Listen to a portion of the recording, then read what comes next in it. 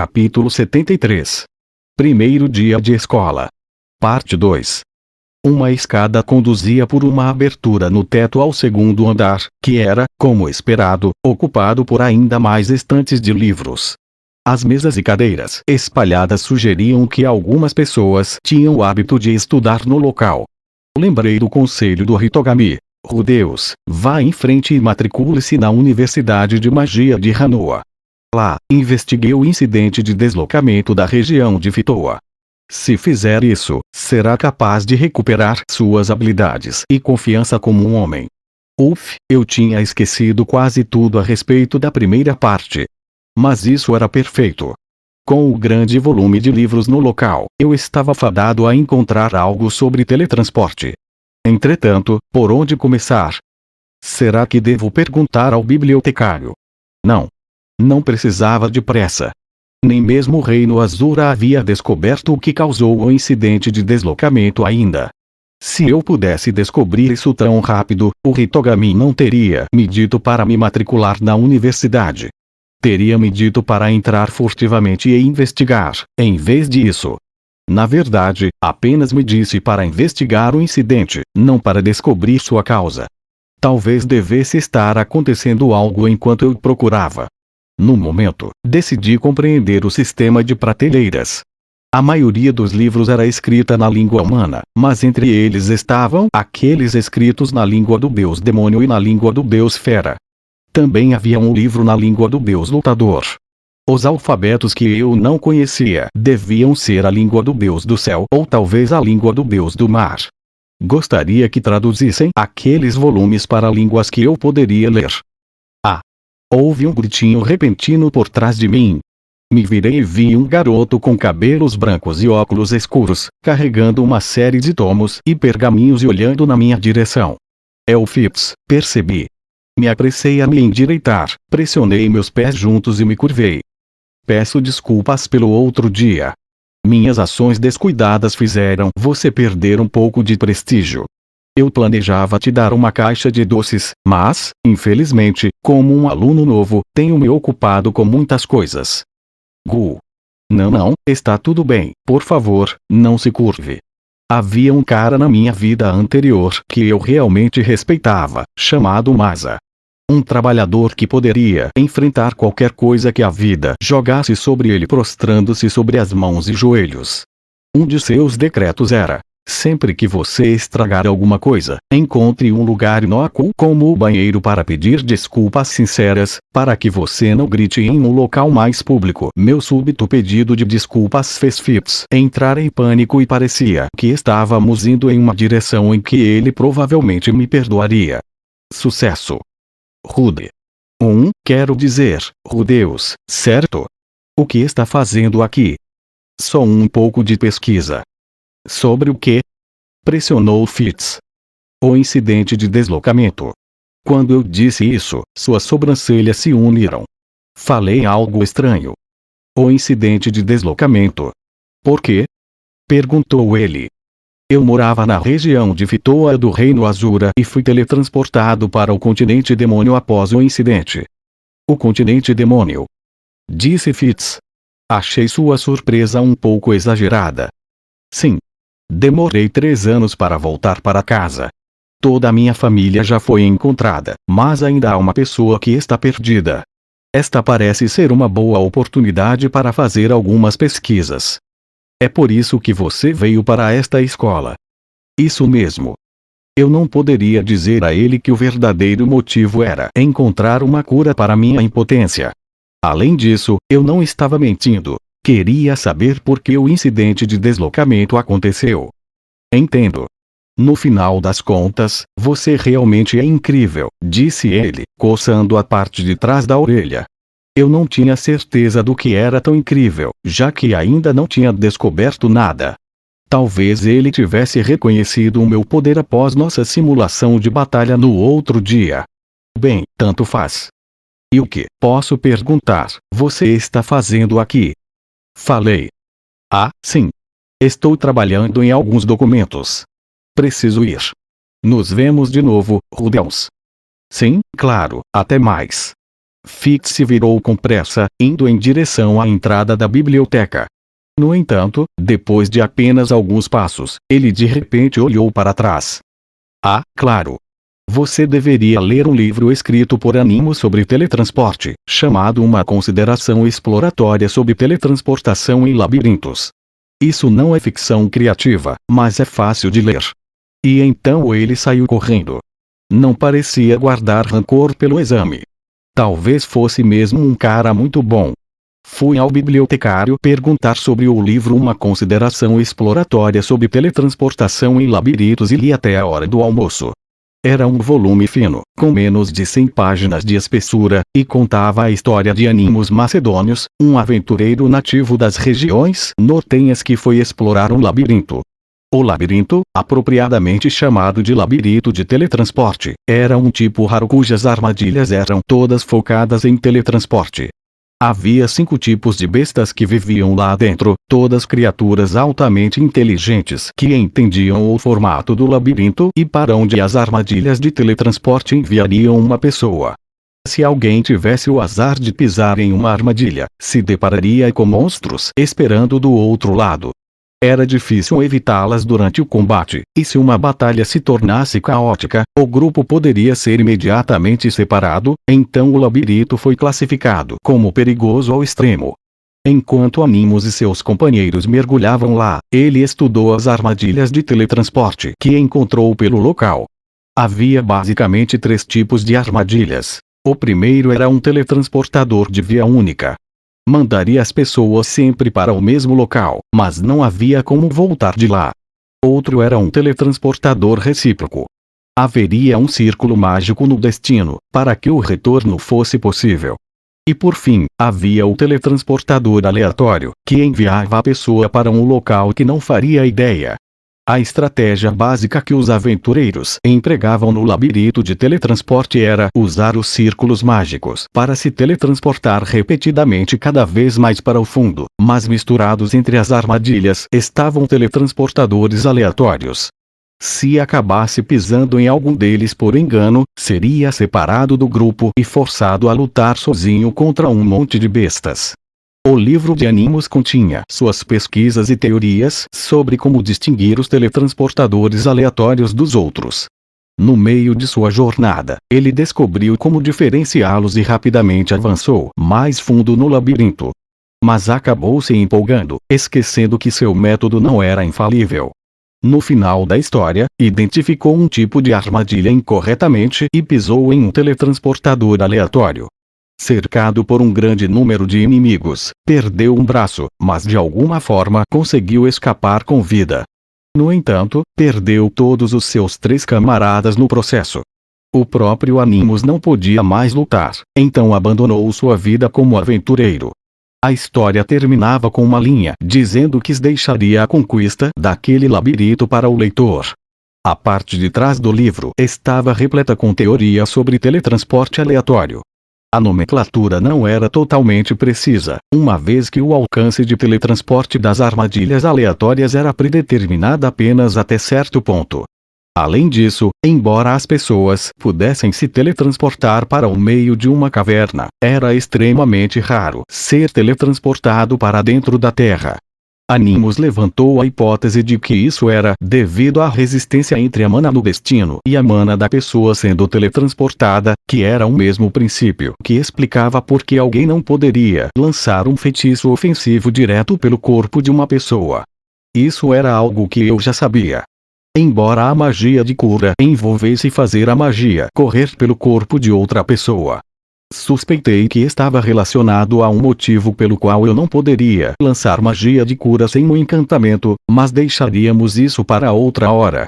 Quanto ao teletransporte, me perguntei se havia uma exceção à teoria. Afinal, era possível canalizar magia ofensiva dentro de coisas. Teletransportar pessoas para uma matéria sólida talvez exigisse uma quantidade obscena de poder mágico. Enquanto eu pensava, o sino do meio-dia tocou. O tempo estava voando. Me encontrei com Zanoba e fomos para o refeitório, que ficava em um prédio separado. Tinha 3 andares, cada um para diferentes tipos de alunos. O terceiro andar era para a realeza humana e a nobreza. O segundo andar era para plebeus humanos e gente fera. O primeiro andar era para aventureiros e demônios. A escola provavelmente raciocinou que se a nobreza humana comesse ao lado dos aventureiros e do povo demônio, isso apenas aumentaria a possibilidade de um conflito em potencial. Como um aventureiro, eu poderia comer no primeiro andar, mas... Venha, por aqui. Peguei a comida que Zanoba recomendou e deixei que ele me arrastasse para o terceiro andar. Urri. No momento em que saí da escada, todos os olhares no andar superior se voltaram para mim. Possivelmente porque eu exalava o fedor de um plebeu, mas também porque minhas roupas já haviam visto dias melhores. Por causa do frio, eu estava com meu velho robe cinza por cima do uniforme. Ele já tinha 5 anos e suas mangas estavam esfarrapadas, e sua frente marcada por um enorme remendo no peito. Com meu crescimento recente, minhas roupas também estavam ficando um pouco pequenas. Para ser franco, eu parecia completamente desgrenhado. Ao contrário do primeiro e segundo andares, nenhuma única pessoa usava um robe para se proteger do frio. Estava cheio de pessoas com casacos e capas de aparência aconchegante. Podiam muito bem estar usando ternos, enquanto eu era o único de suéter. Zanoba, acho que não me encaixo aqui. Podemos comer ao menos no segundo andar? Implorei. Não, no segundo andar não. Linha e Porcena estão lá. Certo, então que tal o primeiro andar? O primeiro andar está cheio de ignorantes, que não conhecem boas maneiras à mesa. Não é um lugar adequado para a realeza como eu ir, não importa por quão pouco tempo. Certo, então vamos comer em lugares separados, falei por fim. Não seja insensível. Você sabe o quanto eu sofri por não poder vê-lo de novo até agora, mestre? Você pode pelo menos comer uma refeição comigo. Não peça ao seu mestre para sofrer em seu lugar. Estávamos discutindo no topo da escada e, apesar de sua largura, os alunos que passavam deixavam parecer que estávamos os bloqueando. De repente, uma explosão de ruídos veio de baixo. Um coro de vozes estridentes, aproximando-se aos poucos. Ah, Lord Luke. Lord Luke, depois eu. Ah, sem chances, Lord Luke, não é justo. Lord Luke, posso ir no seu próximo encontro? Um homem bonito, cercado por mulheres, subia as escadas. Não, sinto muito, disse ele. Já decidi que só posso levar 2 garotas de cada vez para um encontro. Só tenho 2 braços, sabem? Então se eu levasse 3 uma ficaria sozinha, não é? Ah, que saco. Foi mal. Mas eu sou um cara requisitado, sabe? Vamos nos encontrar em outra hora. Acho que meu braço esquerdo estará livre no próximo mês. Essas palavras inacreditáveis saíram da boca do jovem que se parecia com Paul. Eu tinha certeza de que ele era o cara que vi na cerimônia de abertura. Luke ou coisa do tipo. Qual era o seu sobrenome? Skywalker? Nossos olhos se encontraram. Você. Ele semicerrou os olhos. Aquele olhar despreocupado em seu rosto ficou sombrio. Do Fitz. Abaixei a minha cabeça. Então ele sabia do meu teste com Fitz. Fitz não parecia zangado com o que aconteceu, mas seus companheiros talvez estivessem chateados em seu lugar. Prazer em conhecer, me chamo Rudeus Greirat. Estarei sob sua orientação durante meu tempo aqui na escola, já que você é um veterano. Espero que tome conta de mim. Sim. Eu sei. Ouvi o Fitz falar de você. Pelo visto, você é insanamente esquecido. Luke olhou para mim, descontente. Insanamente esquecido. Eu era mesmo. Eu realmente não entendi. O que ele achava que esqueci? Você já sabe meu nome, não sabe? Não, não sei. Achei melhor confessar honestamente a minha falta de conhecimento do que dar uma resposta meia boca. Isso faz sentido. Foi mal. Então, se não houver problemas, se importaria em me dizer o seu nome? Ainda descontente, Luke me encarou por alguns instantes antes de bufar e cuspir. Luke Notus Greirat então passou por mim. Mas que diabos foi aquilo? Não consigo acreditar. Sério, aquele hobby está tão acabado. As bordas dele estavam todas desgastadas. Se está se desfazendo, ele devia simplesmente dar uma saída e comprar um novo. Suas fanáticas seguiram no seu rastro, vomitando insultos, mas não ouvi suas palavras. Luke Notus Greirat. O nome de nascimento do meu pai era Paul Notus Greirat. Luke era uma criança ilegítima. Não, isso não poderia ser possível. Paul há muito renunciara ao nome Notus. Ele devia ser um primo ou algo assim. Mestre, você chamou a atenção de um sujeito desagradável. Acho que sim, hein? Por essa conversa, parece que sim. Aquele era o Luke, da nobreza superior do Reino Azura. Ele é tecnicamente um estudante, mas também é um dos guardas da princesa Ariel. De qualquer forma, vamos deixar essa coisa de comer aqui de lado, falei. Suponho que não tenho escolha. Nos contentamos comendo fora. O tempo estava bom e usei minha magia da terra para conjurar algumas cadeiras e uma mesa, criando um terraço de café instantâneo. Zanoba expressou sua admiração a cada feitiço que lancei, gritando: "Uau!" Fiquei encantado ao ver como ele estava profundamente comovido. Enquanto comíamos, Zanoba me contou sobre a princesa Ariel e seu grupo. Ariel Anemoi Azura, 17 anos. Segunda princesa do Reino Azura. A única filha da rainha e ainda a terceira na linha de sucessão ao trono, apesar de sua relativa juventude. Também disputando o trono estavam o primeiro príncipe Grabel e o segundo príncipe Ralfaust. As pessoas poderosas do Reino Azura criaram facções, na esperança de apoiar o príncipe que se tornaria rei, e então colher os benefícios. Porém, com o tamanho de cada grupo, nem todos tinham certeza de que sentiriam o gosto do mel que escorreria. Até mesmo os ministros eram classificados em uma hierarquia, então foi dado que aqueles que estavam na base seriam ignorados. Quando a segunda princesa nasceu, aqueles que achavam que não se beneficiariam com a sucessão de sua candidata passaram a ser leais a ela. No entanto, a dela era a mais fraca das facções, e durante o caos do incidente de deslocamento, alguns dos membros mais poderosos do grupo perderam sua posição. Várias tentativas foram feitas contra a vida da segunda princesa, e sob o pretexto de estudar no exterior, ela fugiu para esta escola. A princesa tinha 2 guardas consigo. Um deles era o Fitz. Fitz Silencioso, como fora apelidado. Um mago que usava magia não verbal e matou uma assassina que teve a princesa como alvo. As pessoas sabiam que ele era um elfo, mas onde nasceu e foi criado era um completo mistério. Apenas um punhado de pessoas poderia ensinar magia não verbal, mas seu mestre era desconhecido. Ariel e seu grupo eram discretos em relação à existência de Fitz. Corriam rumores de que o Palácio Real Azura havia criado ele em segredo, como parte de uma organização de máquinas assassinas sem coração. O que definitivamente não era verdade, a julgar pelas conversas que tivemos. Seu outro guarda era Luke Notus Greirat. O segundo filho do atual chefe da família Notus, Pilemo Notus Greirat.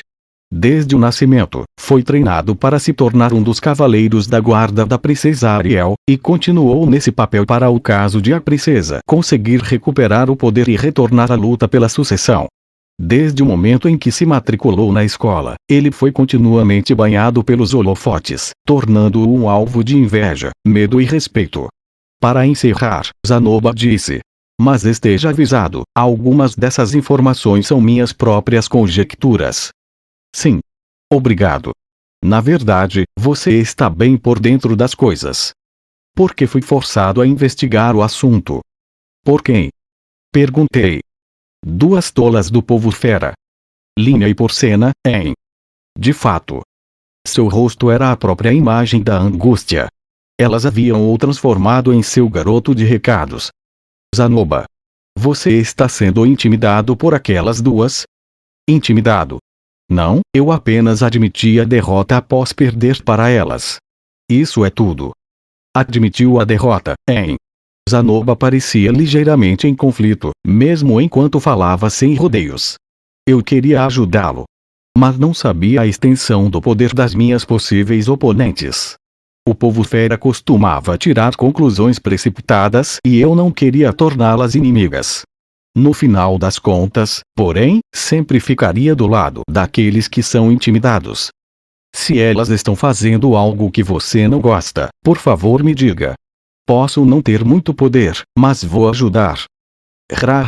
Eu não irei te incomodar, mestre, fique tranquilo. Mais importante, vamos falar sobre estatuetas. Disse ele com uma risada. Acho que por um tempo vou só monitorar a situação, pensei. Depois do almoço, retornei à minha perambulação. Não conseguia pensar em outros lugares em que gostaria de dar uma olhada. Então, após uma rápida visita pelos cantos, voltei para a biblioteca.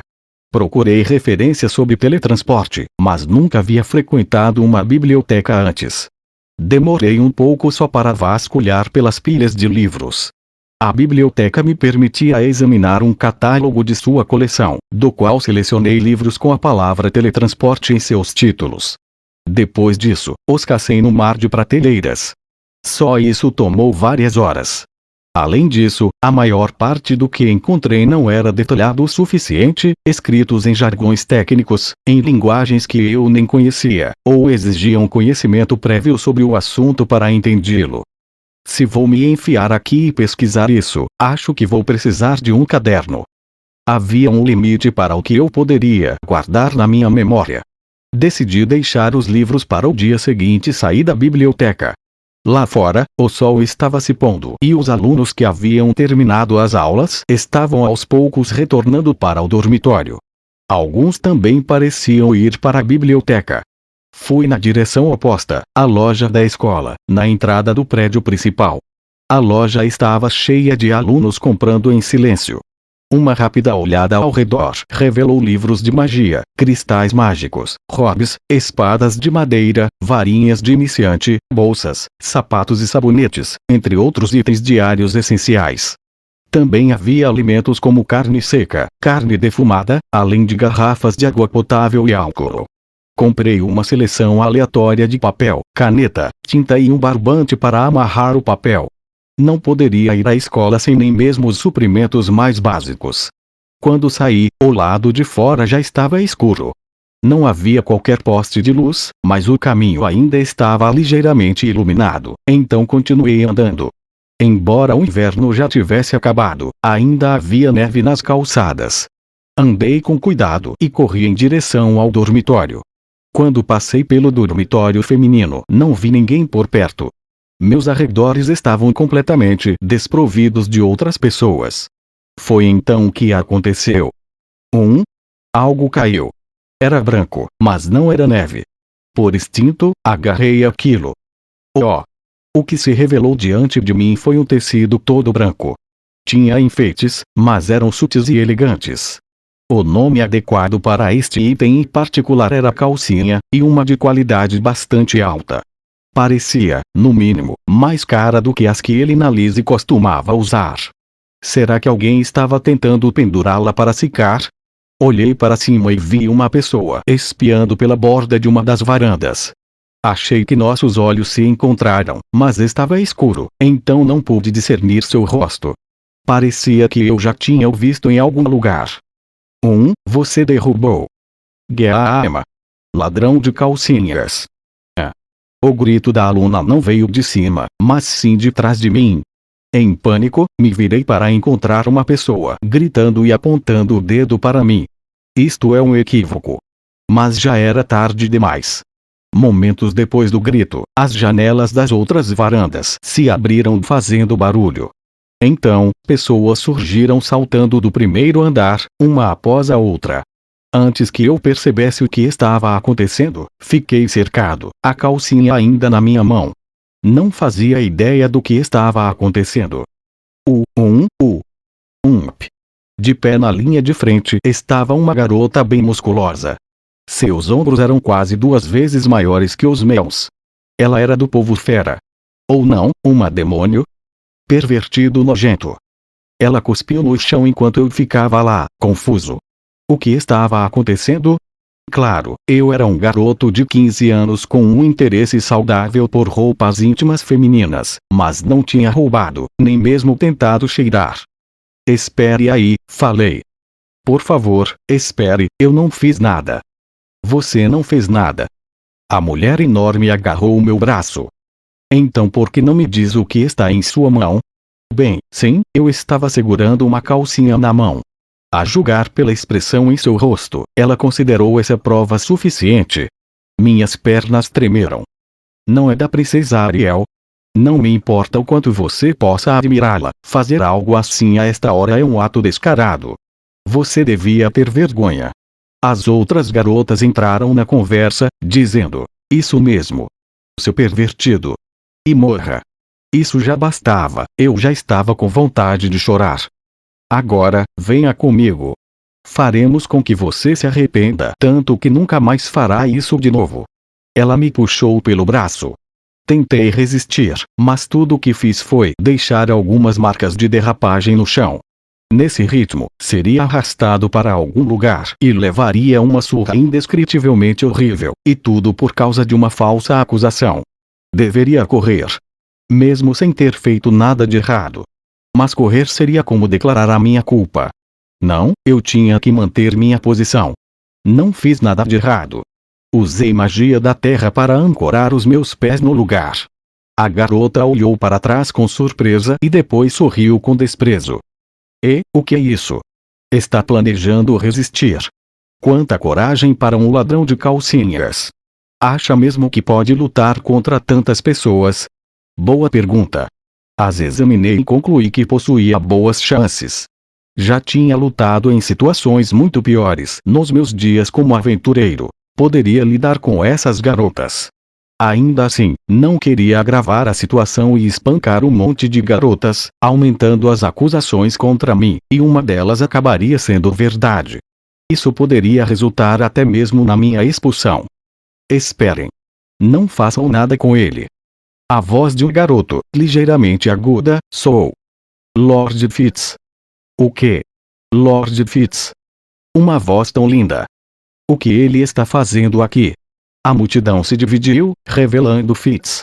Ele se colocou entre mim e a mulher enorme para explicar a situação. Sinto muito. Eu estava colocando esta roupa debaixo para secar, mas deixei cair. Ele a pegou para mim. Seus ombros tremiam enquanto ele tentava recuperar o fôlego. Senhor Fitz. Sei que você está encarregado de lavar as roupas íntimas da princesa Ariel. Mas, a mulher continuou, apesar da hora tardia, ele ainda estava andando na frente do dormitório. Embora tenha sido combinado que, uma vez que o sol se põe, este caminho deve ser usado apenas por mulheres. Sério? Eu não vi nenhuma placa indicando isso. Fitz olhou para o meu rosto confuso e balançou a cabeça. Ele é novo aqui. Além disso, também é um estudante especial, então vive sozinho e não tem um colega de quarto. Ele não devia saber das regras mais intrincadas da universidade. Gostaria que dessa vez deixassem passar. Ele parecia frenético. Eu podia até ouvir o pânico em sua voz. Não estava certo quanto a um motivo, mas fiquei grato. A mulher musculosa se virou em minha direção. Isso é verdade? Sua expressão parecia perguntar. Balancei minha cabeça para cima e para baixo. Ela manteve um aperto firme em mim enquanto estudava o rosto de Fitz. É surpreendente que você tenha ido tão longe para defender alguém.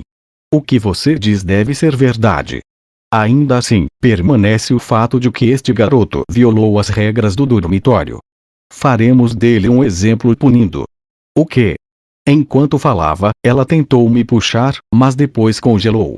Fitz sacou sua varinha e enfiou a ponta bem no rosto dela. Não acabei de dizer que ele não fez nada de errado? Basta. Agora solte a mão dele. Sim, senhor. Fitz? A sugestão de raiva em sua voz despertou murmúrios ao nosso redor. Mesmo na escuridão, pude ver o rosto da mulher grande empalidecer. Ou vocês gostariam de ser encaminhadas para o consultório médico? Sua voz podia ser aguda, mas com certeza havia intenção assassina por trás de suas palavras. Eu podia escutar as garotas ao nosso redor engolindo em seco. Que fodão. Certo, já entendi. Ela me soltou, embora com um pouco de violência. Forçadas a obedecer, as outras garotas também recuaram.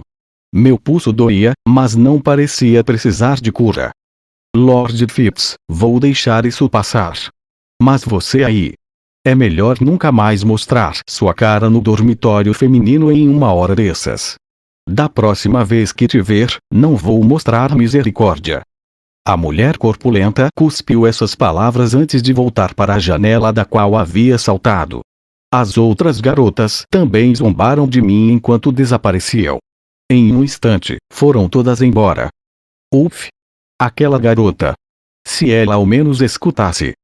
Fitz soltou um suspiro ao vê-la partir. Ele olhou para mim e abaixou a cabeça. Sinto muito. Se eu não tivesse deixado essa roupa de baixo cair, isso nunca teria acontecido. Afinal, por que diabos um garoto como ele estava lavando roupas íntimas no dormitório feminino? Eu queria perguntar algo assim. Mas ele era o guarda-costas capaz e altamente confiável da princesa, então devia possuir algum tipo de permissão especial.